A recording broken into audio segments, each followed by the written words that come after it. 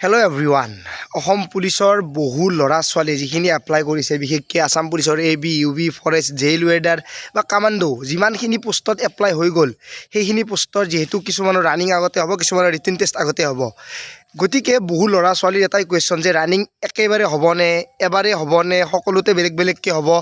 এতিয়া মই আপোনালোকক কওঁ, আগতে যিমানবোৰ ইণ্টাৰভিউ হ'ল, কিছুমান ইণ্টাৰভিউ প্ৰচেছটো বেলেগকৈ হৈছে, কিছুমানৰ আৰু বেলেগকৈ হৈছে। কিন্তু মই আপোনালোকক কওঁ, ইয়াতে যিহেতু তিনিটা ধৰণৰ ৰানিং আছে। প্ৰথমটো হ'ল 1600 মিটাৰ থকা ৰানিং আছে, কিছুমান 3200 থকা আছে, কিছুমান 4800 থকা আছে কামাণ্ডোৰ বিশেষকৈ। কিন্তু গোটেইকেইটা ৰানিঙে যিহেতু ডিষ্টেঞ্চ বেলেগ বেলেগ, গতিকে ইণ্টাৰভিউ একে নহয়। প্ৰথম কথাটো কিন্তু কিছুমান একে পোষ্ট আছে, যেনেকৈ ধৰি লৈছোঁ AB, UB ছেইম পোষ্টৰ বাবে 3200 মিটাৰ ৰানিং আছে, বা কিছুমান আৰু বেলেগ ধৰণৰ পোষ্টৰ বাবে 1600 ৰানিং আছে। যিখিনি 1600 আছে সেইখিনি টোটেলি বেলেগকৈ হ'ব, আৰু যিখিনি 3200 আছে সেইখিনি পোষ্টৰ একেলগে বা এটা ইণ্টাৰভিউ হ'ব পাৰে।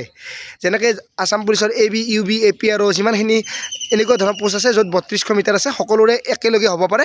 কিন্তু আপোনালোকক প্ৰিফাৰেঞ্চ দিব যে ক'ত কেনেকুৱা ধৰণৰ প্ৰিফাৰেঞ্চ দিব বিচাৰে, ফাৰ্ষ্ট প্ৰিফাৰেঞ্চ, ছেকেণ্ড প্ৰিফাৰেঞ্চ, বা আপোনালোকে যেতিয়া ফিজিকেল পাছ কৰিব, যেতিয়া ৰিটেন টেষ্ট হ'ব, তেতিয়াও আপোনালোকে চিলেক্ট কৰিব লাগিব পাৰে যে মই AB-টো প্ৰিফাৰেঞ্চ দিম, বা UB-টো প্ৰিফাৰেঞ্চ দিম, বা APRO প্ৰিফাৰেঞ্চ দিম, বা ফৰেষ্ট গাৰ্ড দিম।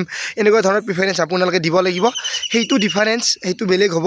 কিন্তু যিখিনি ৰানিং টোটেলি বেলেগ, সেইটোৰ ইণ্টাৰভিউ টোটেলি বেলেগকৈ হ'ব।